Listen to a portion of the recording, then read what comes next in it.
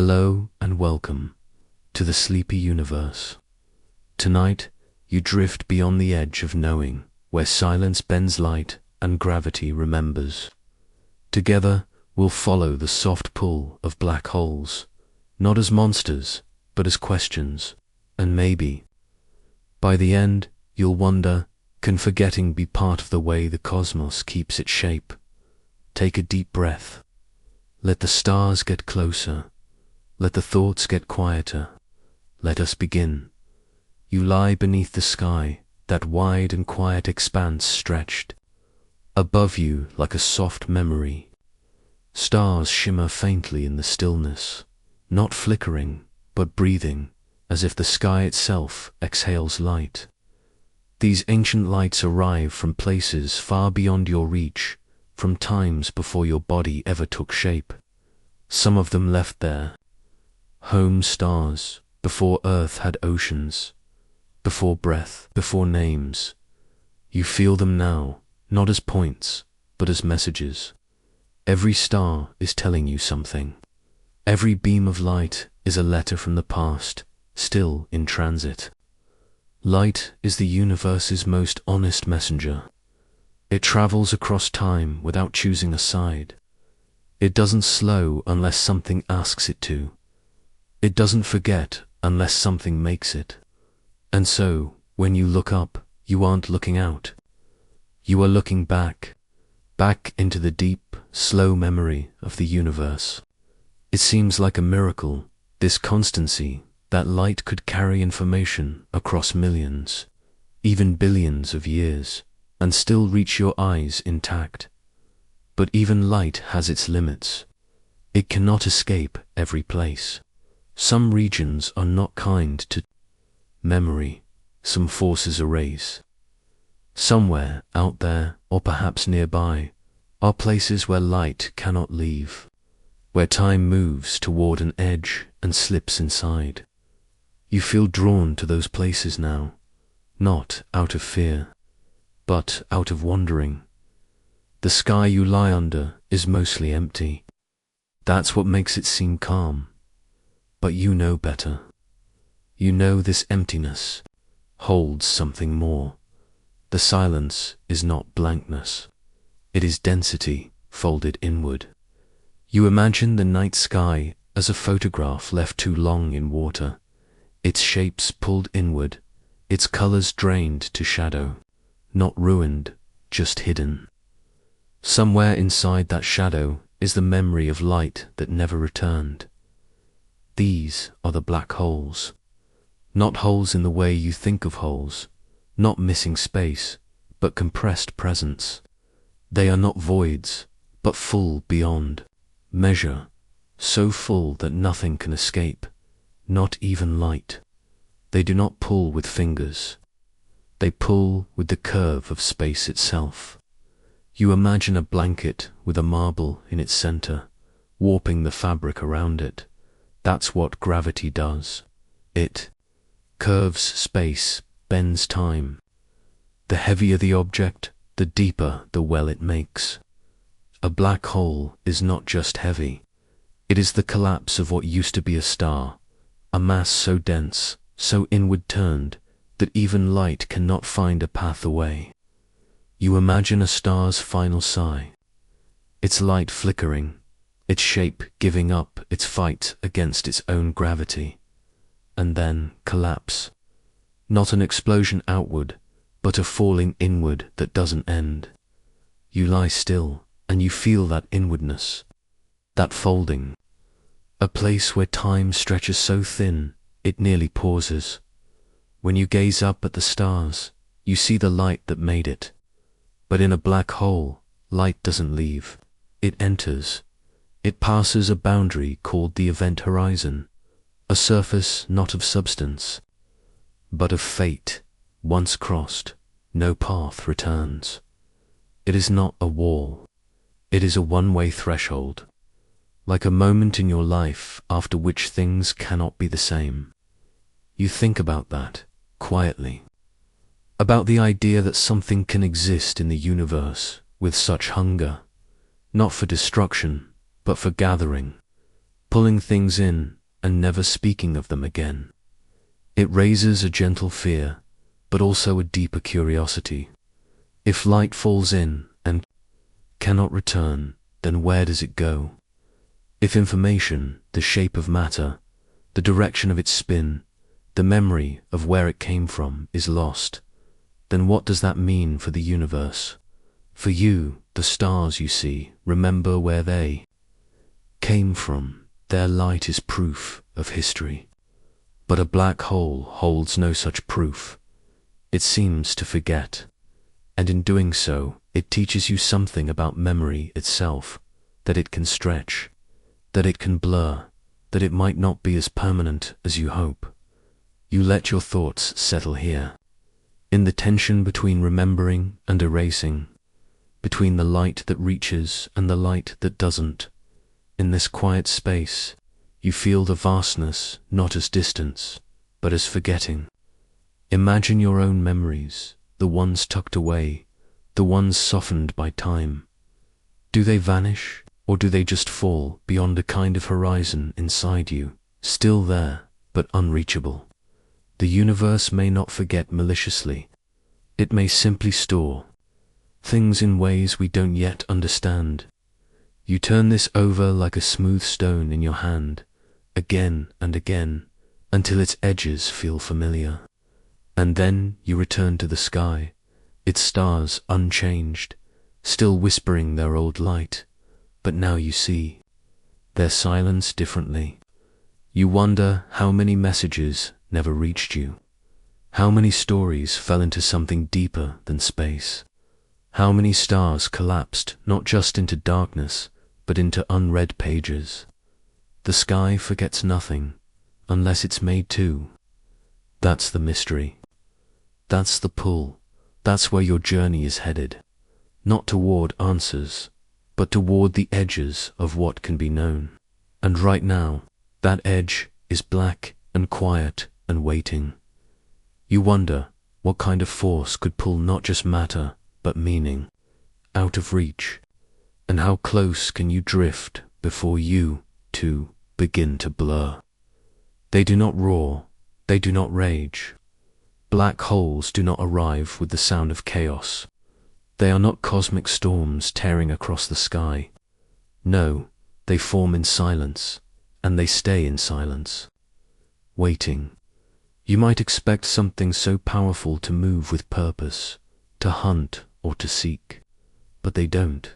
They simply bend space around themselves until the bending becomes too deep to climb out of. Their gravity is not a force that strikes. It is a shape, a curve in the fabric of space-time, steep and patient. And into that curve, matter falls. Not because it wants to, but because there is no straighter path left. You begin to understand. Gravity isn't a pull in the way you've always imagined. It's the shape that space takes near mass. And when enough mass folds into a single point, the curve deepens until it becomes a kind of mouth, not to devour, but to keep. A black hole doesn't swallow in hunger. It welcomes in inevitability. Picture a trampoline with a bowling ball in the center. That space when curved by gravity. Now make the bowling ball heavier and heavier. It sinks further into the fabric, and everything nearby rolls toward it. That's how black holes form, not with teeth, but with weight. You feel the grace of this, how something so powerful can be so still, how its strength lies not in movement, but in stillness so deep that even light, which always moves, can no longer escape. This is where light's straightest line becomes a circle, where time slows to almost nothing, and where meaning becomes hard to hold. What happens to a thing that falls into a black hole? Where does its information go? What becomes of its identity, its shape, its history? These are not only questions for physicists. These are the questions you ask about yourself, quietly, when no one else is listening. you learn how black holes are born. Massive stars, ones many times heavier than our sun, live fast and burn bright. In their final days, they collapse inward. Their cores run out of fuel, their outward pressure fails, and gravity wins, but it does not explode outward. Instead, the star folds in on itself, smaller and denser, until nothing, not even light, can escape the gravity at its core. What's left behind is invisible. It has no surface, no edge in the usual sense. Just a boundary, a point of no return, the event horizon. Beyond this, whatever enters does not return. Not light, not signals, not time in the way we understand it. You realize now that a black hole is not a thing you can touch, but a region, where space and time are curved past a critical point. Its center, the singularity, is not a place, but a mystery, a point of infinite density where current physics dissolves into silence. It is not destruction. It is an unanswered question, one you carry in your chest like a breath held too long. You linger on this idea that black holes do not destroy, they transform. Mass becomes compressed, light becomes curved, time becomes stretched. Information, well, that is the puzzle. But even before you reach that question, you feel the elegance of the thing. That something so dark can be so mathematical. That something so mysterious can obey rules so precisely. Black holes are not errors in the universe. They are features, predictable, calculable, and yet still wrapped in wonder. And that makes them feel, somehow, like poems. Each one an equation written in gravity. Each one a pause in the universe's sentence.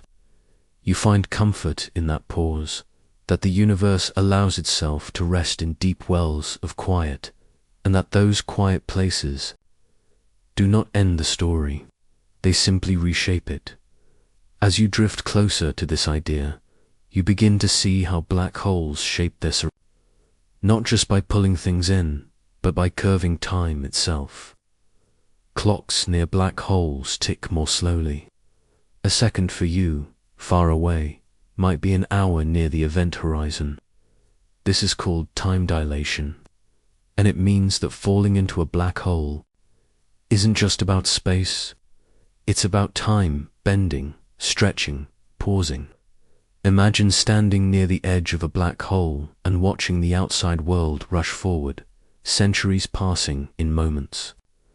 You feel this strangeness in your chest, the sense that time is not fixed, that it flows differently depending on where you stand.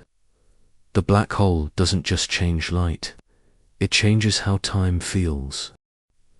Now you understand that to be near a black hole is not to face death, it is to face transformation. The kind that is so deep, so absolute, that your sense of what is real begins to shift. It is not horror, it is humility. Here, the universe tells you, even light must bow, even time must curve, even memory must pause. And that's where the question returns, not as fear, but as wonder. If something enters a black hole, does it cease to be, or does it continue in a form you no longer recognize? Could something so silent, so still, be keeping secrets? You feel your thoughts quiet here, not because you have answers, but because you've arrived at the doorstep of deeper mysteries. You're not afraid, you're listening. And as the stars above you glimmer in their distant rhythm, you begin to wonder what truly happens to the things that fall in. Do they vanish, or do they echo, somehow, in ways we have yet to hear? Falling doesn't always feel like motion. Sometimes it feels like stillness, stretching. That's what happens near a black hole. Falling becomes something stranger than movement. It becomes surrender. You close your eyes and let your mind follow a photon, a speck of light as it approaches the dark heart of a black hole. This light has traveled for eons, brushing past stars and planets, never stopping, never slowing. But now, as it nears the black hole, its path curves. Not because it wants to, but because space itself has curved beneath it. There's no obstacle, no wall, just geometry, silent and exact. The light arcs inward, it keeps going, it falls, but it never lands. You drift now, following not just light, but matter. Picture a piece of dust, then a rock, then a star. Everything that falls toward a black hole begins to spin. This is called an accretion disk, a swirling ring of gas and debris orbiting the black hole like water circling a drain. Friction heats it, it glows. Paradoxically, the area around a black hole can be one of the brightest places in the universe. Not the black hole itself that remains dark, but its surroundings shine fiercely. And yet, for all that brightness, nothing escapes once it crosses the horizon. The light you see is the final scream of matter being stretched and heated before it vanishes into the deep. Spaghettification, they call it, a strange word for a strange fate. As you fall toward the center, gravity becomes stronger at your feet. Then your head, the difference stretches you, not just physically, but conceptually. You imagine a traveler pulled long and thin until their idea dissolves. But from your perspective, falling into the black hole feels smooth, uneventful. It's the outside world that rushes away, time distorts. That's one of the quietest truths of this place. From a distant observer's point of view, nothing ever crosses the event horizon. The falling object slows, redshifts, fades. It hovers just above the edge, forever approaching but never arriving. But to the object itself, to you, the horizon passes like a breath. Nothing special, no pain, no signal, just passage, one story, two timelines, both true, both incomplete. You sit with this duality, that what is seen and what is felt can diverge so completely.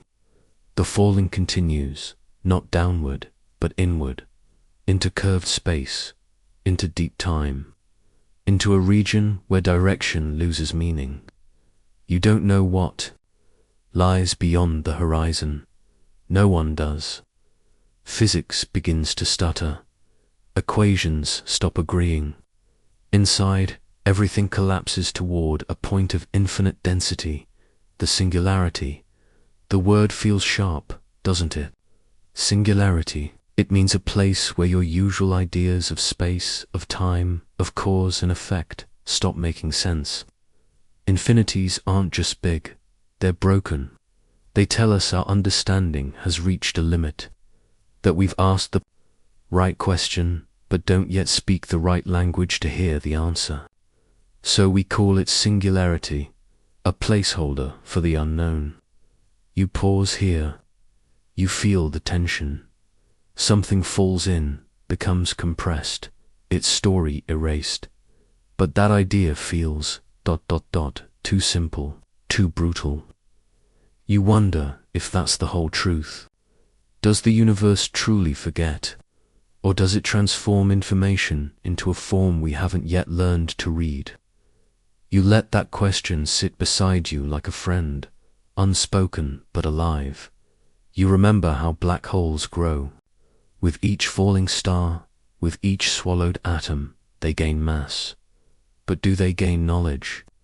Do they remember what they've consumed, like a library with no door?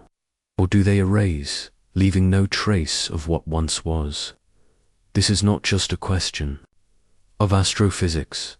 It's a question of identity, of memory, of what it means for something to truly disappear. And so you imagine standing at the horizon, right on the edge, holding a single memory in your hand. If you drop it, is it gone? Or is it written, somehow, into the shape of the black hole itself. You breathe slowly. You feel the pull, not of gravity, but of wonder. Falling doesn't always end in impact. Sometimes it ends in mystery.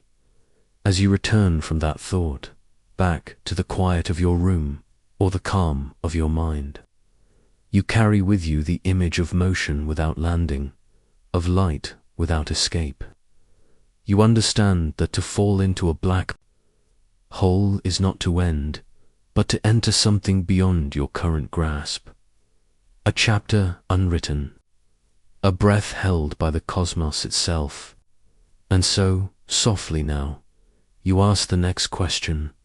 What exactly is this boundary, this horizon that marks the point of no return?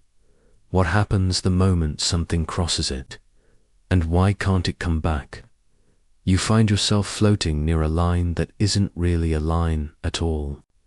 There's no barrier, no flash of light or ripple in space. Yet, across this invisible frontier, everything changes. It's called the event horizon, a name that sounds like poetry, but holds a profound truth. This is the surface of a black hole, the point at which not even light can climb out. Not because it is trapped in a cage, but because the climb has become infinite. To an outside observer, time slows here. You appear to freeze, suspended forever at the edge. But from your own view, you pass through without resistance, like mist drifting across a threshold, unaware of the door behind it. It's strange how something so silent can mark the end of knowledge. We cannot see beyond the event horizon, not with telescopes, not with math alone. It is the last surface from which any information can escape. Cross it, and the universe closes the curtain behind you. That's why this place holds so much power, not just in mass, but in mystery. Here, physics still holds on by its fingertips, but just beneath, it begins to unravel. You imagine orbiting just above the horizon. The gravity here is fierce, but it's not what you expected. It doesn't feel like falling. It feels like time itself is bending, like every second stretches into a whisper. You learn about light paths, about how photons that usually race outward now bend inward. Even if you send out a signal, a flare, a scream, it curves back in. Swallowed not by force, but by geometry. The space around the event horizon tilts all paths inward. Nothing can go out. Not sound, not light, not stories. That's why this boundary matters. Not because it hurts to cross, but because no one will ever know what you found on the other side. And so the event horizon becomes a horizon of knowledge, the line where understanding ends. You sit quietly with that idea. You think about all the things in life you can observe but never truly know. From here, you imagine watching an object fall in. It spirals down, glowing hot in its final moments. But just before it reaches the horizon, something odd happens. It seems to slow, to stretch, to freeze. This is time dilation, time moving differently depending on your gravity and speed. From far away, it looks like the object never fully disappears. It lingers just above the horizon, fading slowly, redshifting into invisibility. But to the object itself, to you, if you were falling, the story is different. You pass through the horizon without noticing. It's a one-way door, but it doesn't slam. It just doesn't open again. You pause here. Let this paradox settle around you. The same event, seen two ways. To the outside, it takes forever. To the falling traveler, it takes no time at all. Which one is real? Both. And that's the nature of space-time. It bends not just how we move, but how we experience. And so you sit at the edge of this cosmic curtain and wonder. What if the event horizon is not just a limit of escape, but a limit of meaning? What if the universe is telling you there are things it chooses not to show? You imagine a library that lets you in, but never lets your story back out. What kind of book would you write if no one could ever read it? And yet, something tugs at your thoughts. Hawking radiation. A whisper from quantum mechanics that even black holes might leak, might glow, might fade. Stephen Hawking once imagined that pairs of particles form at the event horizon. One falls in, one escapes. This process, tiny and cold, means the black hole loses a little mass each time. Over time, vast, unthinkable time, it could evaporate. If that's true, maybe black holes don't last forever. Maybe they don't hold on to everything. But what happens to what fell in? Is it gone, or is the information encoded in the radiation itself, subtle and scrambled? You lie still, letting this idea cradle your mind, that even at the edge of what we know, the universe may still be writing in code we haven't yet cracked. That the horizon is not a prison wall, but a veil, soft and silent, hiding answers we cannot yet read. The falling object, the swallowed light, the message that never returned. Maybe they are not lost. Maybe they are transformed into something deeper, something waiting for us to understand. And so, with your thoughts still wrapped in the fabric of curved space, you drift gently outward. You begin to wonder about the shape of space itself. If the horizon is a surface, what lies beneath it? What is the architecture of a black hole? Its size, its center, its core, and most of all, what happens at the singularity? What does it mean for something to become infinite? The event horizon may keep secrets, but you can still ask. And as you float there, just outside the reach of the unknown, your curiosity gathers quietly, not urgent, not afraid, but ready to go deeper. There's a strange stillness in your thoughts as you imagine crossing into a place where direction begins to unravel. You've stepped beyond the event horizon, yet nothing resists you. No sudden tug, no jolt, just a continuing fall that doesn't feel like falling anymore. You search for the heart of the black hole, the place where it all ends. Surely, you think there must be something there, a core, a center, a dense, collapsed star, perhaps, shrunk and hidden under layers of gravity. But as you drift inward, what you discover is stranger than any center could be. There is no heart, not in the way you expect. The black hole doesn't have a surface. It doesn't have a solid core you could reach out and touch. It is not a planet, not a stone, not even a star anymore. What you find instead is the singularity, a concept, not a shape. A word we use when math breaks and space-time folds into an impossibility. You think of the word singularity as something sharp, something final. But it's not a point you could ever see, not even with imagination. It's what happens when mass becomes infinite density, when space-time crushes itself into something smaller than small. When our laws, the same ones that cradle galaxies and build atoms, can't describe what's next. You try to picture it, a point with no size, a curvature with no boundary. But every image collapses into itself, just like the space around it. All you're left with is sensation, inwardness, pressure, collapse. Not like falling into a cave, but like being inside a thought that folds in tighter and tighter, never stopping. Einstein's general relativity tells you this collapse leads to a singularity, a place where gravity becomes infinite and time, as we know it, ceases to be a useful concept. But other voices, quantum voices, suggest the story might be different. Perhaps the singularity isn't real. Perhaps it's a symptom of asking the universe a question it can't yet answer in the language we're using. General relativity and quantum mechanics are two great theories, speak different dialects. Each works beautifully on its own. But here, in the core of a black hole, they argue. One says space-time becomes infinitely curved. The other says no infinities allowed.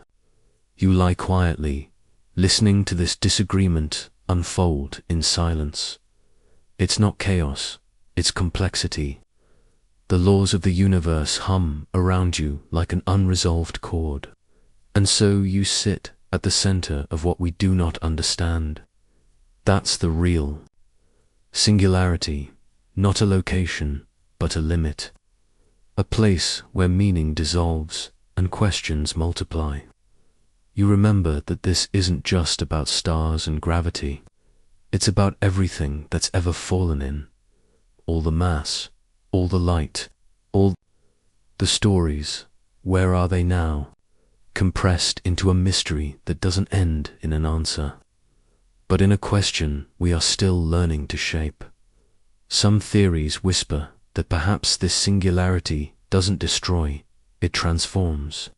That maybe, just maybe, the black hole curves, not just downward, but outward again, somewhere else. You've heard of white holes, of wormholes, of bridges through space-time.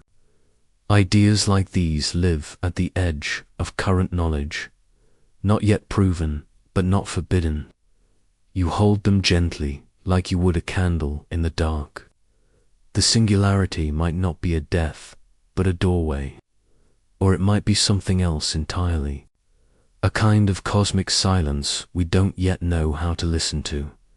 You wonder what it means for something to reach a place beyond return, not just physically, but conceptually. You wonder if the universe, in building such a strange and final thing, is revealing something about its own shape, about boundaries and beginnings, about the difference between vanishing and becoming unreadable. You imagine a book written in a language no one speaks anymore. The words are still there, the ink not yet faded, but without the key, the meaning is locked.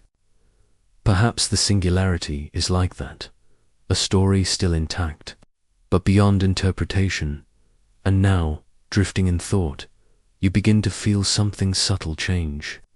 The collapse no longer feels like compression, it feels like approach. You are no longer falling into something, you are being drawn towards something else, a shift, a turning. Perhaps the very concept of inside no longer applies. Perhaps space itself has curved around into a new geometry. You don't have the tools to measure it, only the sense that something has tipped.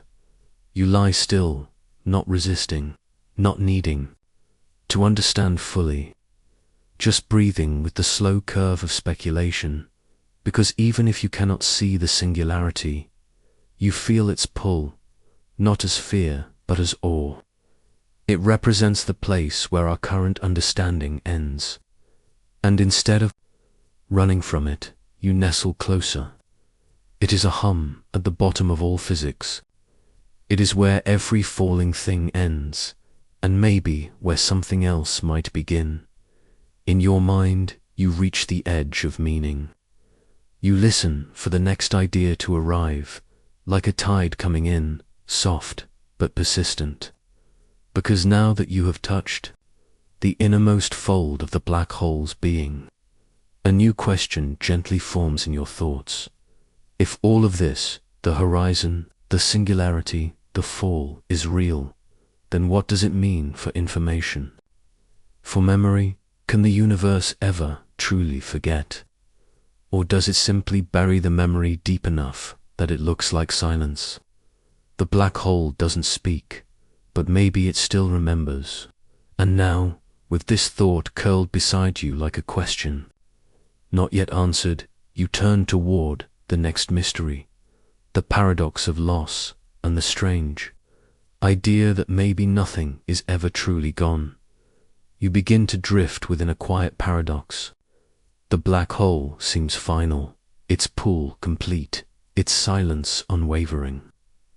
You've watched things vanish past its horizon, stars, matter, light, time, all of it drawn inward, never to come out again. And yet, even as you float in this stillness, a deeper question pulses gently beneath the surface.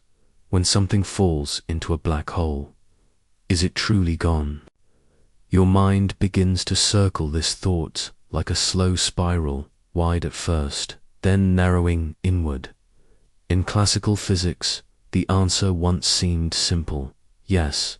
Once information crossed the event horizon, it was thought to be lost forever, crushed, beyond recognition at the singularity. But information, you learn, is not just trivia or memory. In physics, information means the arrangement of everything. How particles spin, where they go, how they relate. It is the fingerprint of what something was, encoded in the very fabric of reality. And here's where the paradox begins. Quantum theory says that information must be conserved. It cannot be destroyed. The universe must keep its books balanced. So if something falls into a black hole and its information is erased, the laws of physics break. You feel the tension now, not fear, but fascination. A contradiction hidden deep within the equations. One of the greatest unsolved puzzles in modern science. You listen carefully to the two sides of the debate. On one hand, the black hole seems to swallow everything without a trace. On the other, quantum mechanics insists that every trace must still exist, somewhere. It's a quiet standoff, not dramatic, but enduring. Like two tectonic plates pressed silently against each other for centuries. And then, into this silence, comes a new idea, one as faint and elegant as breath. Stephen Hawking, years ago, showed that black holes are not completely black. They radiate, not brightly, not loudly, but faintly, in whispers. Hawking radiation, it's called. Tiny particles that leak from the edges of the event horizon, not from the inside, but from quantum flickers at the boundary. For a long time, these particles were thought to be random, meaningless, just heat, just noise. But now, some scientists wonder, what if these whispers carry information? What if the black hole, over time, releases not just energy, but memory? You imagine it now, a slow glow from a quiet giant. The black hole shrinking, evaporating, releasing tiny clues into the universe. Not fast enough for you to read, not loud enough to decode, but there, persistent. As if the black hole is slowly exhaling the story of everything it once consumed. It would take billions upon billions of years. A scale longer than stars live, longer than galaxies spin. But the idea itself is enough to soothe something in you. The sense that maybe, in the deepest folds of space, nothing is ever truly forgotten, only translated, only delayed. Still, the mystery isn't solved. Not yet. Some physicists propose that the event horizon itself holds the key, that information is stored like a hologram on its surface, a memory etched into geometry, not matter. You picture it, the outer layer of the black hole, shimmering with encoded history. Everything that's fallen in every photon, every atom, still present in a sense, just transformed into a skin of information, rippling like a black sea under starlight. It's not a vision you can test, not with your hands, but it brings a strange calm. The idea that even in the silence of collapse, there is still structure. Your mind stretches farther, gently now. What if black holes are not just destroyers, but recyclers? What if, Somewhere beyond this universe, what goes in emerges, again rearranged but not erased. Some theories speak of baby universes, of tunnels through space and time, of black holes leading somewhere else. You hold these thoughts lightly, not as facts, but as lullabies for the wandering mind. Because bedtime, after all, is for questions, the kind that stretch you, but don't ask for answers right away, and so you drift between the poles of forgetting and remembering. The black hole sits behind you, humming softly as if breathing. In reverse, somewhere far off, particles of Hawking radiation dance away, each one possibly carrying a fragment of what was. You think of all the things you've lost in your own life, memories, moments, voices, and wonder if the universe loses things the same way. If it keeps echoes in hidden places, if it too mourns and preserves. Now the stars around you feel just a little closer. Their light reaches across space, and you let it wash over you like a tide of quiet hope, because even in the darkest collapse, the laws of nature still whisper of balance, of conservation, of stories too complex to vanish. And this brings you back to the heart of the paradox. Maybe nothing is ever truly gone, only changed, and waiting for us to understand how, as you close your eyes and let the silence stretch around you, a final thought drifts forward. If information isn't lost, if black holes whisper back eventually, then perhaps memory itself is built into the structure of reality. Perhaps every falling star writes a trace in the void. And now you wonder, what does the fabric of space do with those imprints? How does it store the weight of what's been? You turn softly toward this question, knowing the next step lies not in matter, but in memory's own code. You float gently, now in a space that feels like thought-wide, slow, pulsing with something unseen. The black hole is behind you, but its echoes linger in your awareness, like the fading warmth of a fire. You begin to ask a quieter question, not where the memories go, but how space itself might hold them. You imagine the cosmos as a fabric, not empty but textured. Each motion, each burst, each collapse leaves a faint crease, a gravity mark, a quiet wrinkle in the weave of existence. The idea is not fantasy, it is geometry. Einstein taught that gravity is not a force pulling from afar, but a bending of space and time themselves. When a massive object appears, space-time curves around it like cloth around a weight. And when that object moves or disappears, the fabric responds, ripples spread. Not instantly, not loudly, but inevitably. These are gravitational waves, silent messengers, crossing the universe at the speed of light, carrying the story of what once occurred.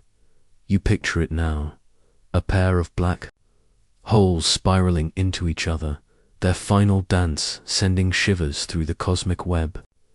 Billions of light years away, their motion warps space itself, not in metaphor, but in physics. These waves stretch and compress, ever so slightly, the distance between everything. Even here, in your imagined stillness, they pass through you. You feel nothing, but the universe listens. Detectors on Earth, LIGO, Virgo, are built to notice these trembling lines. They sit in silence, waiting for space-time to hum, and it does. In 2015, for the first time, humanity heard it. A chirp from the void. The merging of two black holes, their energies radiating through nothingness like a cosmic bell. The sound was faint, almost absurdly so, yet undeniable. It was not just a signal, it was memory, preserved in the movement of the universe. a whisper that began over 1 billion years ago, still reaching across the stars to tell its tale. You feel a kind of reverence now, knowing that space doesn't forget, it just speaks in slower rhythms. The concept deepens.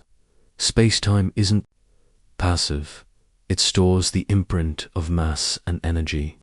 It reacts, and then it remembers. Every movement leaves behind a trace, subtle but real. You think of space-time as a riverbed, and each event, a planet forming, a star exploding as a stone dropped into it. The ripples fade, but the shape of the bed is changed forever. Nothing can undo that.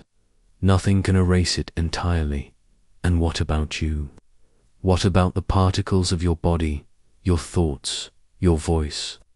If the universe is sensitive enough to register the collapse of stars, could it not, in some soft, invisible way, remember smaller things too? You do not need answers. The question itself is soothing, like rain falling outside your window while you drift into sleep. You imagine your existence curving the space around you, not forcefully, but tenderly, like a fingerprint left on warm glass. There is comfort in this kind of memory, one that doesn't require words or consciousness, but simply is a memory, written not in journals, but in the arrangement of atoms, in the movement of gravity, in the slight tilt of space left behind after you pass through it. You begin to sense that perhaps the universe holds more than just objects.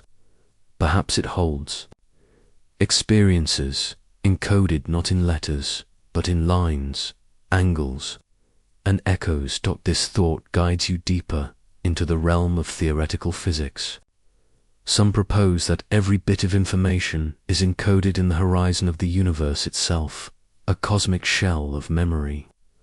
Others wonder if space at the smaller scale is not smooth, but made of tiny loops or threads, a woven lattice where memory might hide, waiting to be read. You don't need to grasp the math. It's enough to know that science, too, dreams of memory.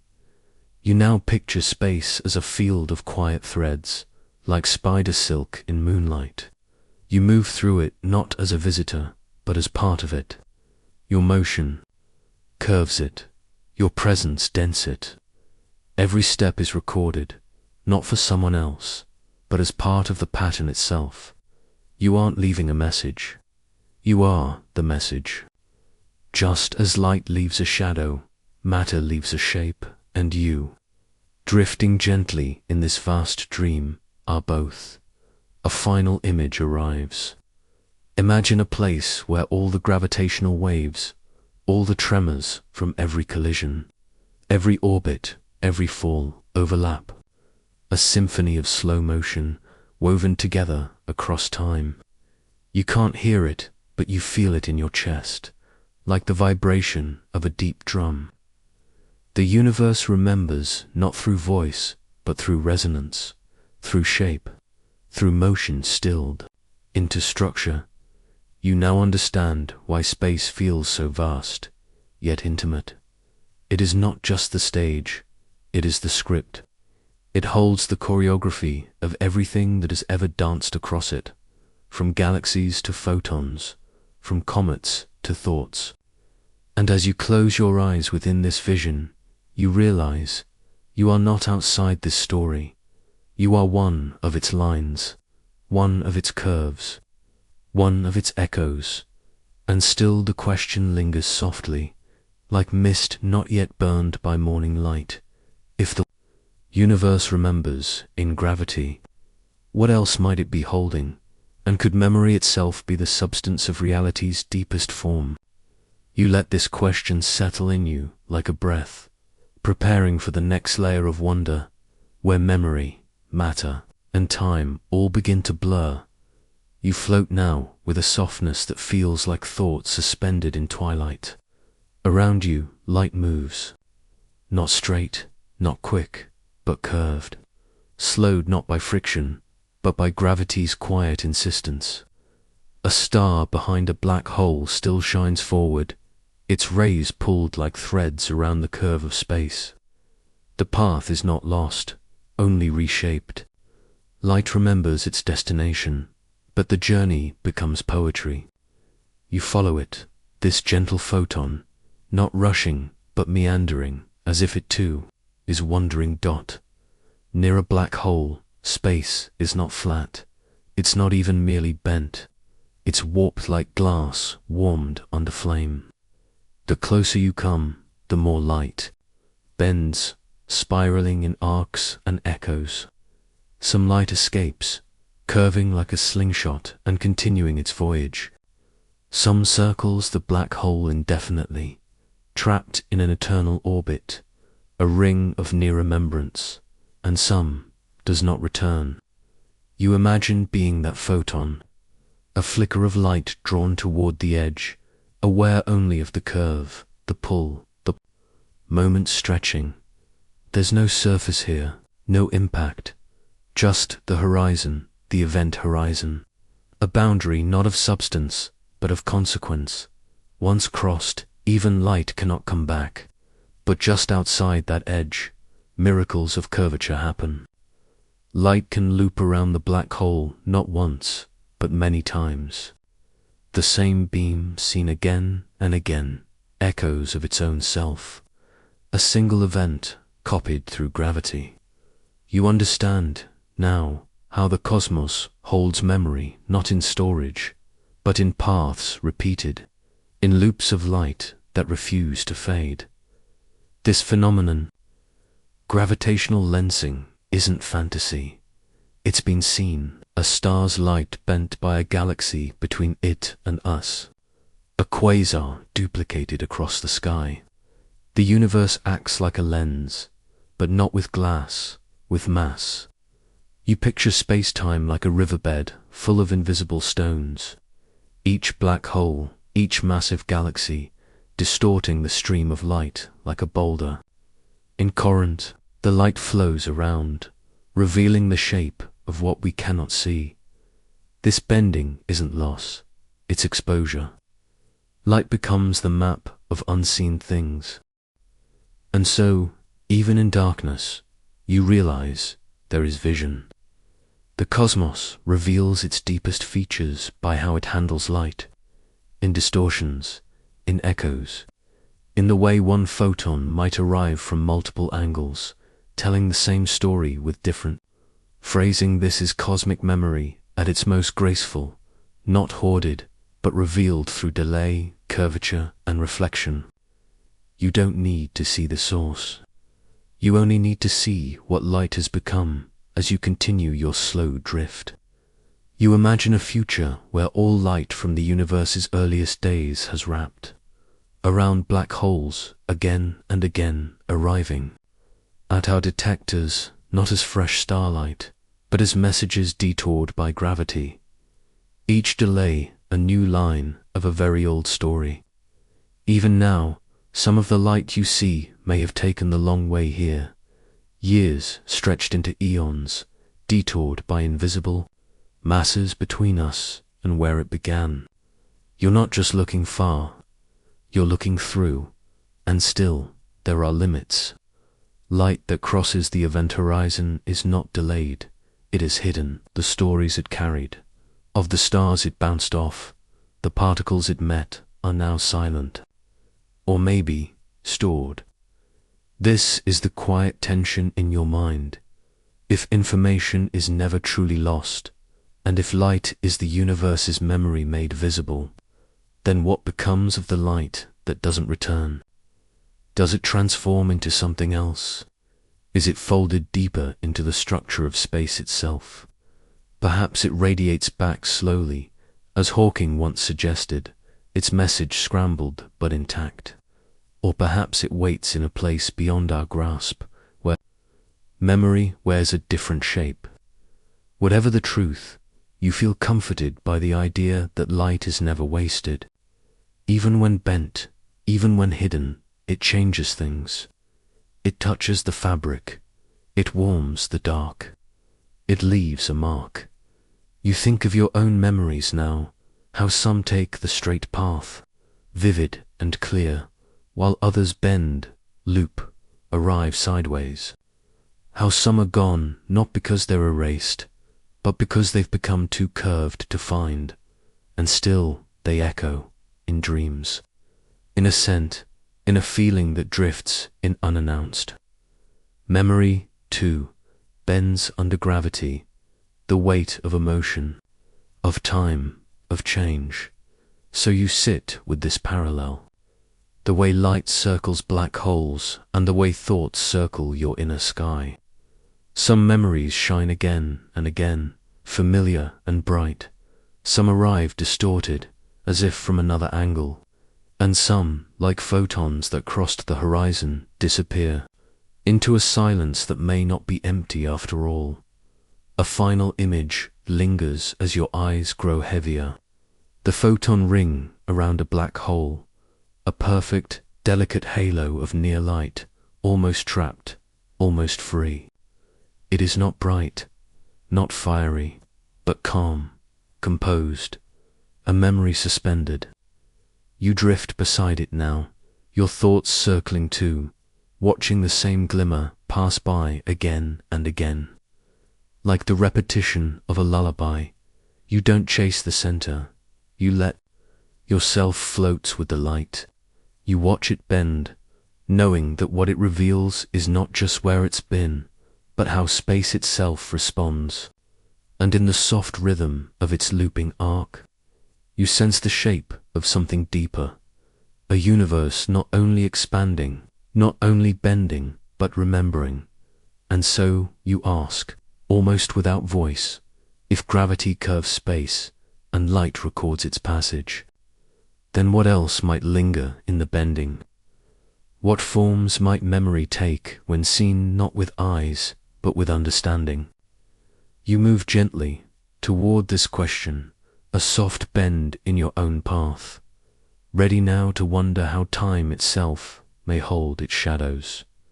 Now the darkness feels heavier, not with fear, but with depth, like velvet layered over velvet. You are floating at the edge of something ancient, where even time feels uncertain. It is not stillness, it is thick, syrupy slowness, as though every second here takes its time to become. You are near the gravity well now, the black hole not just warping space, but warping when. Clocks here do not agree.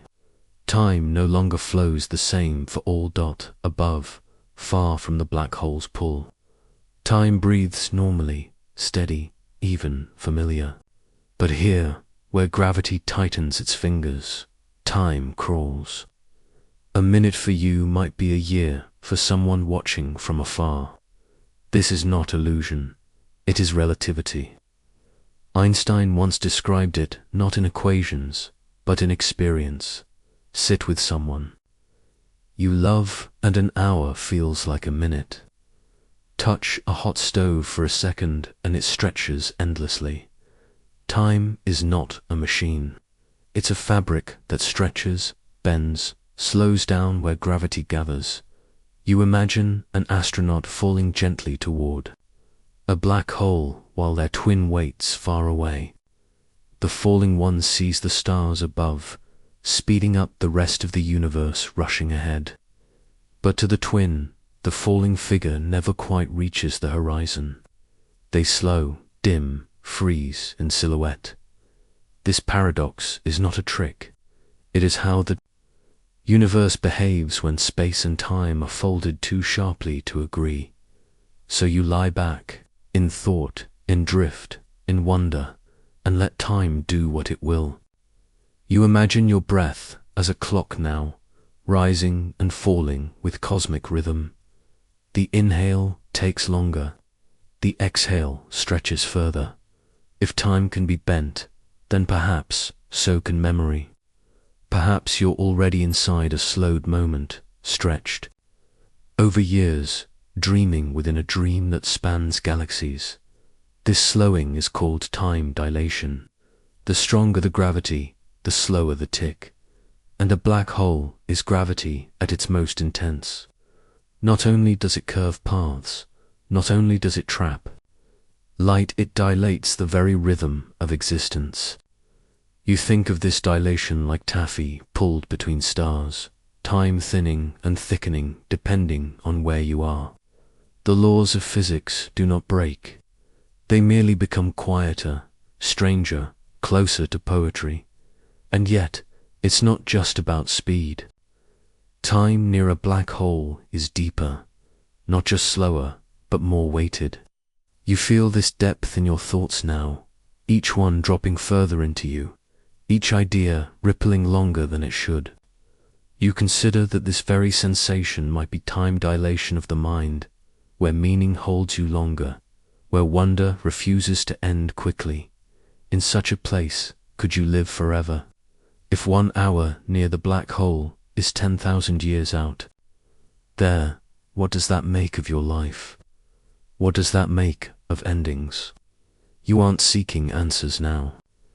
You are feeling your way through questions, like fingertips trailing across silk curtains in the dark. You accept that you might be in 2 times at once, one fast, one slow, and both are real. That time is personal, and your experience of it valid and shifting. You picture civilizations far from black holes, aging with the stars, and then you imagine a lone traveler orbiting quietly at the edge of a black hole, watching the universe age in fast forward. Galaxies collide, stars go out, the sky cools, all in the space of a dream. The traveler remains, caught in the shadow of slowed time, neither gone nor unchanged. And what about the black hole itself? Does it have a time inside the event horizon? All paths point inward, even time.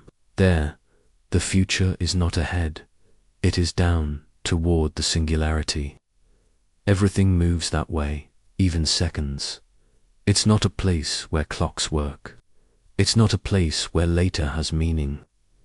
And still, something exists there. Perhaps not memory, but consequence. You breathe slower now. Not because you're tired, but because the air of this thought is heavier. You are beginning to feel the tug, not just of gravity, but of change. Time does not just pass, it shapes you. It leaves impressions, just as gravity shapes space.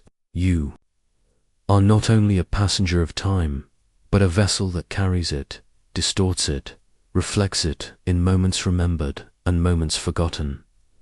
And so, as your mind spirals gently around this idea, you begin to understand that time's bending is not merely physical.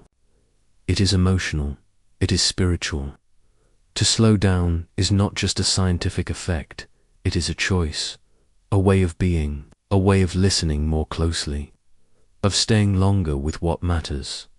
Here, in this chapter of the cosmos, you are not asked to race forward, but to linger.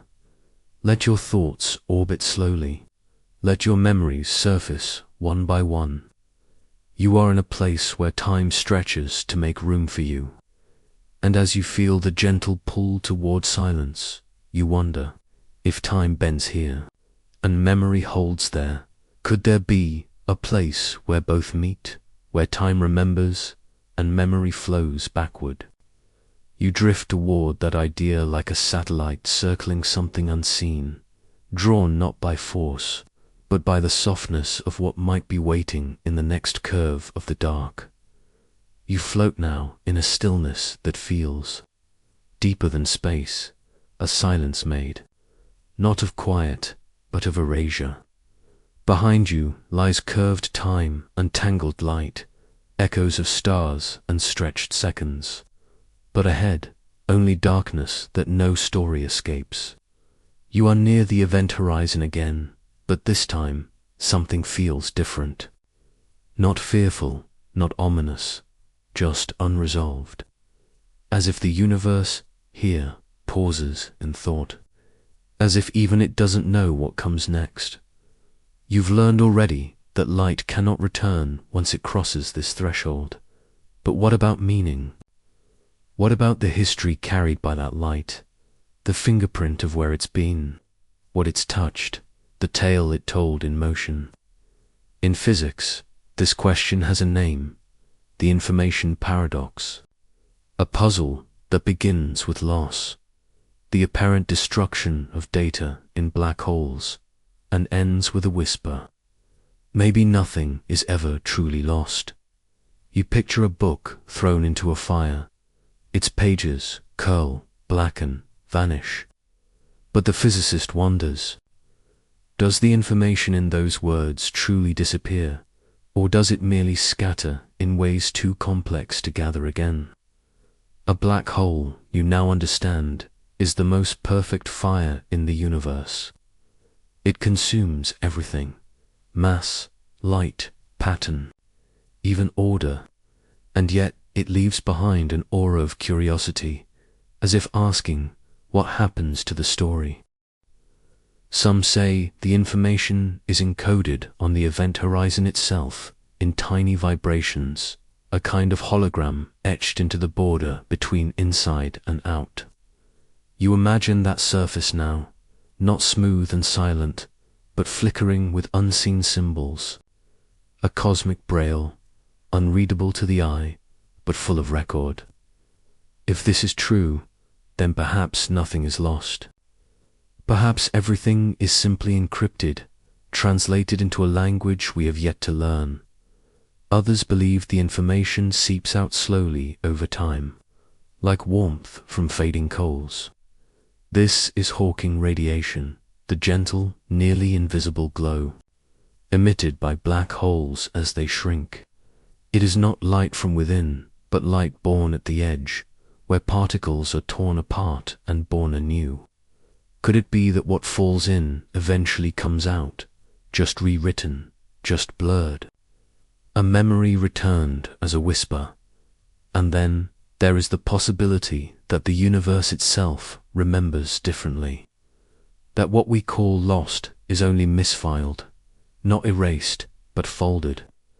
You begin to sense this as you drift mentally into the idea. That space may be like a sheet, not torn, but wrinkled. That information, like dreams, may not vanish, but sink deeper into corners we can't yet reach. The singularity, the heart of the black hole, is not a place in space. It is a boundary in knowing. You feel this now, not as science, but as sensation, the way a forgotten childhood moment sometimes returns unexpectedly. A scent, a sound, a corner of a room you once loved, back in sudden clarity. It was never gone, only hidden beneath layers of thought, of time, of change. Could the universe store its memories this way too, folded so tightly into gravity that only a shift in understanding could bring them back? And yet, not all forgetting is unkind. Some things fade to make space. Some memories dissolve to allow new ones to grow. Black holes may not be the universe's destroyers, perhaps they are its composters, breaking down the old into fundamental pieces, feeding the soil of what comes next. The atoms may vanish, but the elements, the charge, the weight, they go on. Still, the paradox hums. Physicists argue, equations compete. The math says the story must remain. The event says it disappears. You are not here to choose a side, only to feel the question, only to breathe beside the unknowable. And in that breath, something shifts. You realize the paradox is not a wall, but a mirror.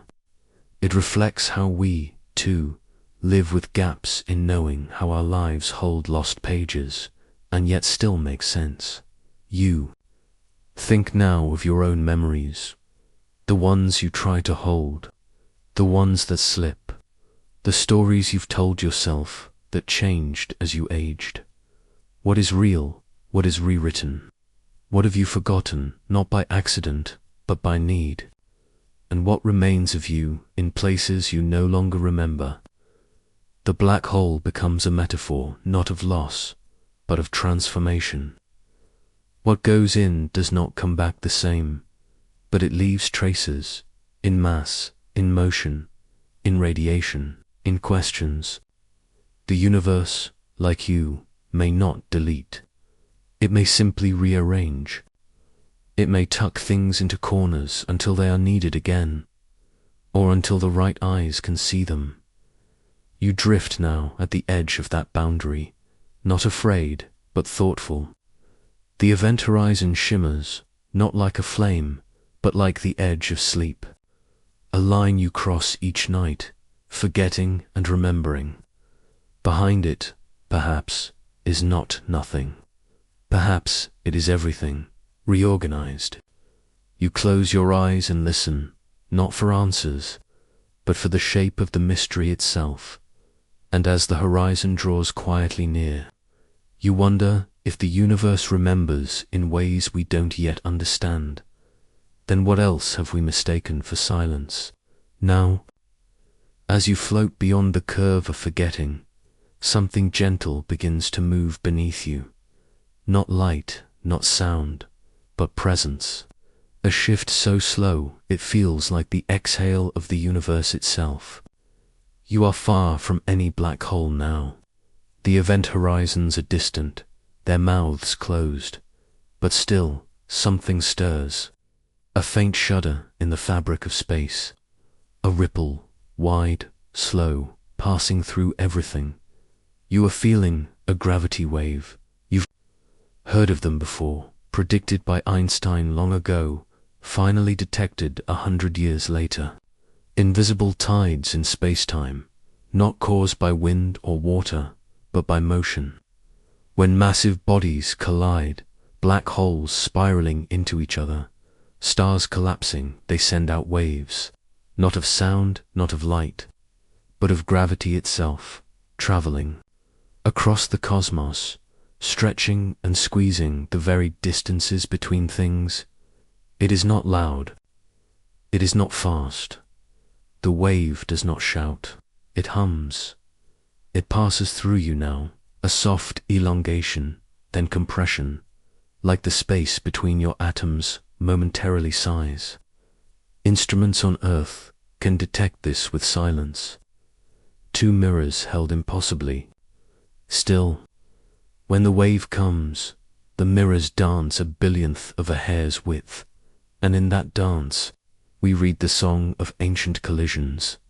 You feel awe, not because the wave is strong, but because it made it here at all. For billions of years it has traveled, untouched by stars, unbent by dust. It arrived not with explosion, but with a whisper. You begin to see that gravity is not just a force, it is a language. And, like all deep languages, it remembers what light forgets. It carries the trace of events that have no face anymore, no visible remains, only consequence.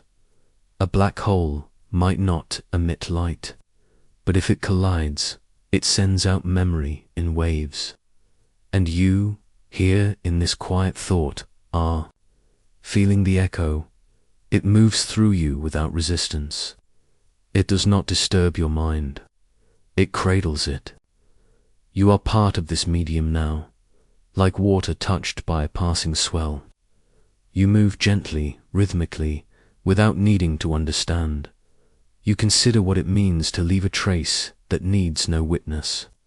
What if your own moments, acts of kindness, thoughts of love, silent decisions ripple outward in invisible ways too?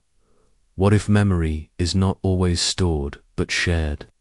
What if your presence, like gravity, gently shifts the paths of others without them knowing? The idea wraps around you like soft cloth. The black holes, silent though they are, have shaped the structure of galaxies. Their gravity sculpted the orbits of stars, the tilt of planets. Even if hidden, even if unseen, their influence holds.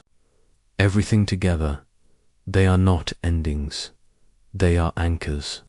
And the ripples they leave are not just signals, they are stories. Stories told in the language of distance, and time. You drift now, not toward a destination, but within a wave caught in a rhythm too large for clocks, too slow for words. And it is in this rhythm that you begin to feel something deeper, connection. Across galaxies, across eons, across the silence of space. You are not alone in your drift. You are part of the pattern. The wave that touches you touches others. The fabric is shared. There is no need to move. There is no need to understand. Everything tonight is not for solving, but for surrendering to the knowing that some truths arrive not as facts, but as feelings. That gravity, even when invisible, never lets go. That memory, even when quiet, keeps moving. You begin to feel that your body is not separate from the cosmos. Your bones carry the weight of old stars. Your breath is timed to the pulse of distant forces. You are not in space. You are of space, a vessel for the echo, a listener of the dark. And as the wave passes, its long goodbye still ringing faintly, you feel softer, not smaller, but gentler. You do not need to be seen to shape. You do not need to speak to be heard. Gravity teaches this. So does sleep. So does love. You are ready now, not to finish, but to rest. To let the wave carry you a little farther, toward quieter regions of thought, where questions fall away like petals. No rush, no answer needed, just this final feeling that even in silence, the universe sings, and you, in this still moment, are part of the song. Now the story has slowed. The questions have stretched into dreams. Black holes may pull in everything, even memory, but you remain, still, whole, part of it all. Whatever the universe forgets, it does so gently, and maybe not forever. So rest now. You've traveled far, through shadows, through echoes, through the soft ripples of space. Close your eyes. The universe will keep singing, and you are safe to sleep.